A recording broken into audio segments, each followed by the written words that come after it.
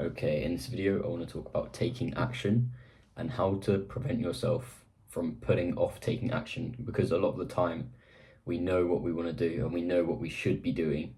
And then when it comes to doing that task, we put it off. We're like, no, I'll do it another time. Actually, I can't be bothered. But we know it's the right thing to do. For me, and I think this is the same for a lot of people, we get huge spikes of motivation in the night, in the evening. But by the time we wake up, we're like, do I really want to do that? So it's about carrying over that motivation, that spike in motivation to the next day. Because obviously it's all well and good saying, I'm really disciplined, I don't need motivation, but I think motivation is the thing that fires off the discipline. You need something to get you into that disciplined routine. And that leads me on to my first point. Routine is key for doing the tasks that you want to do. I think a good routine, especially for me, I feel is vital. So when I first moved into university, it was a shock to my lifestyle. There were lots of new things that I had to do, and it was a very different lifestyle living by yourself as opposed to living like with family, with parents. So obviously for the first few weeks I was out of routine and I just felt horrible the whole time. I was like when am I going to get into routine? I really don't like the lifestyle I'm living right now. When I first moved into university, I started going to the gym much less. I didn't have a good routine for studying. Things just felt off, but that's natural when you move into a new environment and you start living in a completely different way to how you were before. There were lots of changes to my environment and that caused lots of changes to my daily routine. That's normal, but it's about finding your routine. Recently, what I've started to do, so I have post-it notes, and I just write the night before things I want to do the next day, and it's better if you can time block it. So I wrote here, this is one from the other day: 9 to 10 maths lecture, 10 to 11 gym, 11 to 1 tutorial. And the fact that I've just got it written down helps me so much, because my university doesn't have like a regular schedule.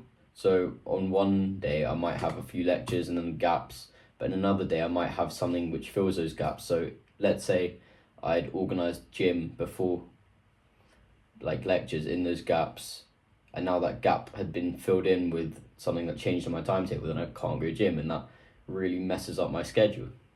So what I do is the next day, or the day before the next day, I check what I have the next day, and then I write my plans for the next day. And these plans should include at least one task, one like deep work task that you want to achieve that day. Every day you should obviously aim to make yourself better than the previous day. And at the end of each day you can think, okay, what did I do today that made me better than me yesterday? And for me, just saying going to the gym isn't good enough, because it's easy for me to go to the gym, right? And loads of people go to the gym. And at the end of the day, having a nice body is one thing, but if you have a really nice body but you've got a very bad job when you're older, or finances aren't okay when you're older, then what have you got to show for it? A nice body. But I want more than just a nice body. I want a good, well-paying job. That's why I do my degree. So for me, I want to set myself X hours of study every day, and that's what I did today. I went to the library, I studied for a few hours, and now I feel good about myself because I put work in that I wouldn't necessarily have done if I didn't tell myself to do it. Now I want to just differentiate two feelings that they're kind of similar, but once you say they're different and hear how they're different, it helps you realize how different they are. So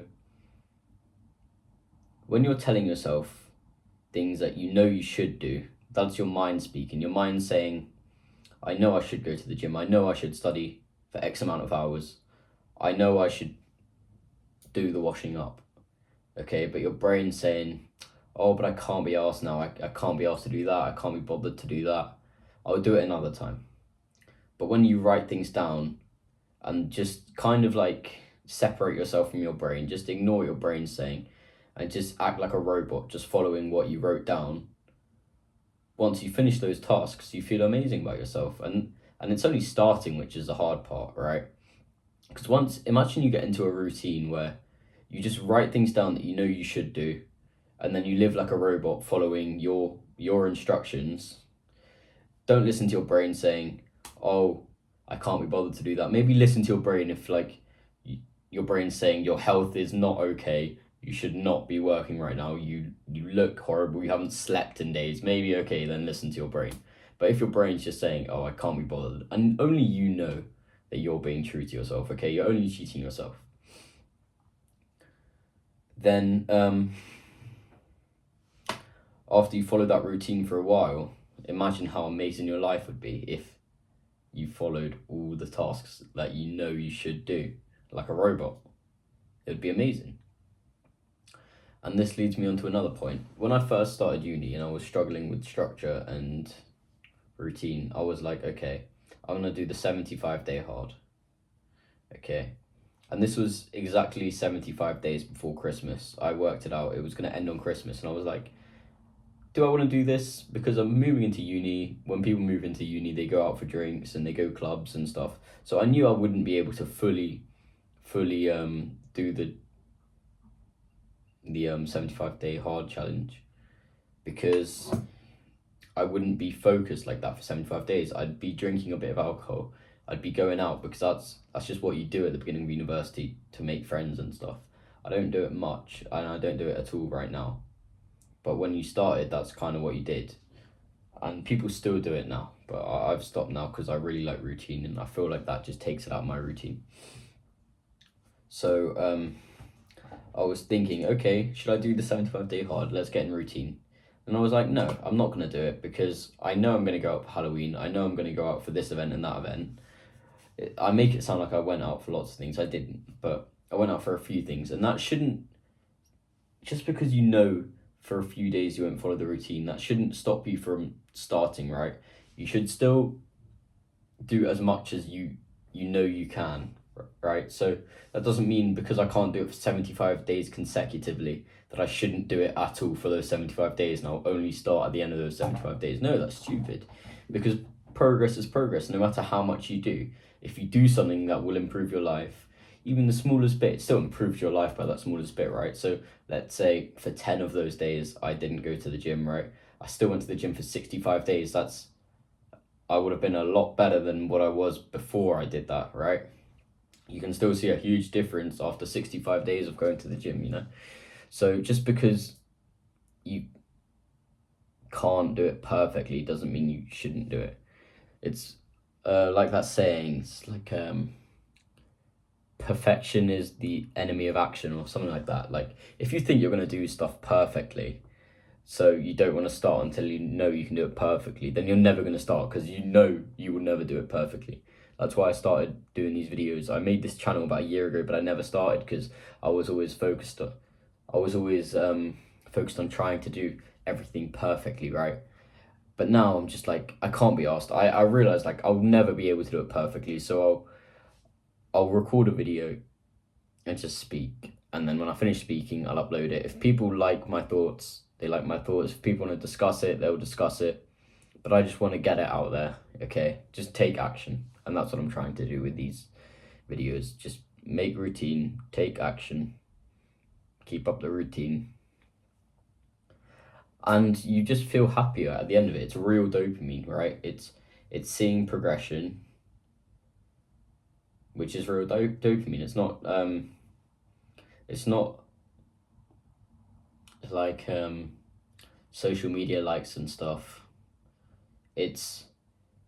I've just finished 2 hours in the library. That feels amazing, right? I've just passed this test with 100%. That feels amazing. That's so much better than seeing a funny video on TikTok or Instagram, right? Because in those 2 hours of watching Instagram Reels, you could have spent 2 hours in the library. I think the gym is so much easier than studying, which is why so many more people, it's become such a trend now to go to the gym because it's easy, right? Once you starting is hard, okay, I understand that. When I started going to the gym, I was scared shitless. I didn't know what any of the machines did.